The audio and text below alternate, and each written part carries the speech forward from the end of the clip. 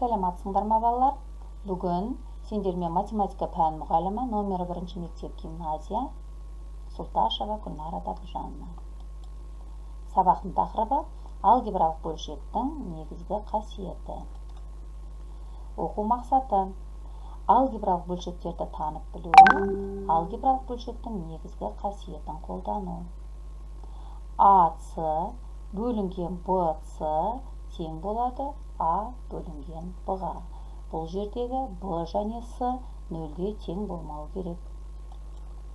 Бағалау критерийлері: алгебралық бөлшектің анықтамасын біледі, алгебралық бөлшектің негізгі қасиетін қолдану арқылы бөлшекті қысқартады. Сабақтың мақсаты: алгебралық бөлшектің негізгі қасиетін қолдану. Ал енді балдар, сәл бірінші өзіміздің білетініміз туралы еске түсірейік. X-тің екінші дәрежесі көбейтілген X-тің төртінші дәрежесі. Негіздері бірдей өрнектерді көбейту үшін негізін сол күйінде қалдырып, дәреже көрсеткіштерін қосамыз. 2 мен 4-ті қосқан кезде X-тің 6-шы дәрежесі болады. Негіздері бірдей бөлшектерді бөлу үшін негізін сол күйінде қалдырып, дәреже көрсеткіштері азайтылады. 6-дан 3-ті алған кезде X-тің 3-ші дәрежесі болады.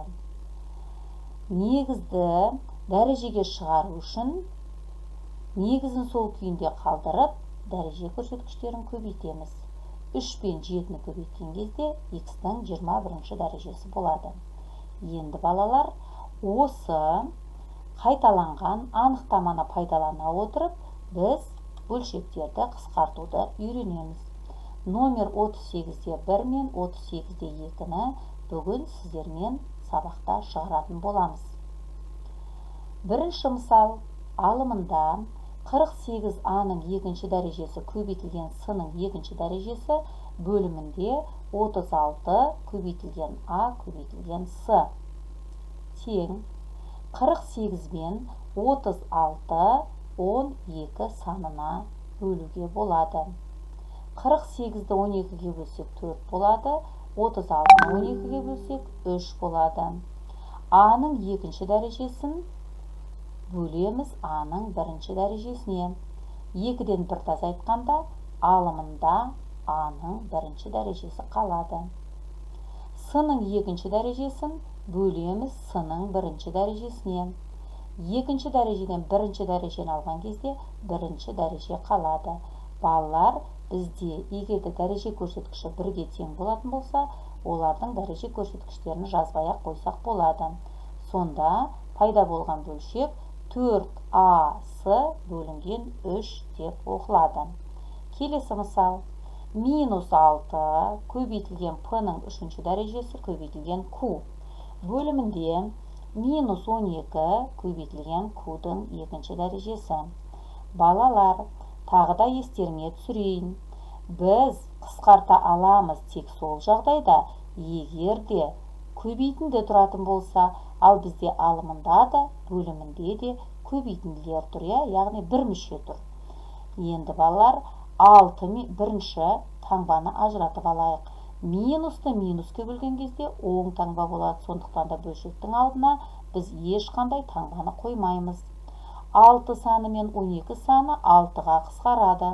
6-ны 6-ға бөлеміз 1 болады, 1-ді жазбай-ақ қойсақ болады. 12-ні 6-ға бөлсек 2 болады.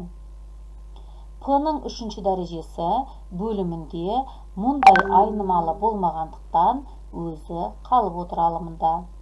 Бөлімінде Q-дің 2-ші дәрежесін бөлеміз Q-дің 1-ші дәрежесіне. 2-ші дәрежеден 1-ші дәрежені алатын болсақ, Q-дің өзі қалады. Сонда балалар, біздегі пайда болған бөлшегіміз П-ның 3-ші дәрежесі бөлінген 2Q. Келесі мысал: -2 көбейтілген А-ның 6-ші дәрежесі көбейтілген Б-ның 3-ші дәрежесі бөлу А-ның 3-ші дәрежесі көбейтілген Б-ның 5-ші дәрежесі тең. Коэффициент балдар, бізде тек қана 2 деген сан тұрғандықтан біз -2-ның өзін қалдырып отырмыз. Неліктен -2? Өйткені бөліміндегі таңба оң болып тұр. Теріс санды 10 санға бөлгенде теріс сан болады. А-ның 6-шы дәрежесін А-ның 3-ші дәрежесіне бөлсек, А-ның 3-ші дәрежесі алымында қалады. Бөлімінде Б-ның 5-ші дәрежесін бөлеміз Б-ның 3-ші дәрежесіне. Бөлімінде Б-ның 2-ші дәрежесі қалады. Енді балалар, осы 38-де 1 мен 38-де 2-ші мысалдың қанша есебін 30 минутта шығара аламыз, соларды шығарамыз. Сабаққа, жұмыстарыңа сіздерге сәттілік. Сабақтың соңында рефлексия жазуды ұмытпаймыз. Назарларыңызға рахмет.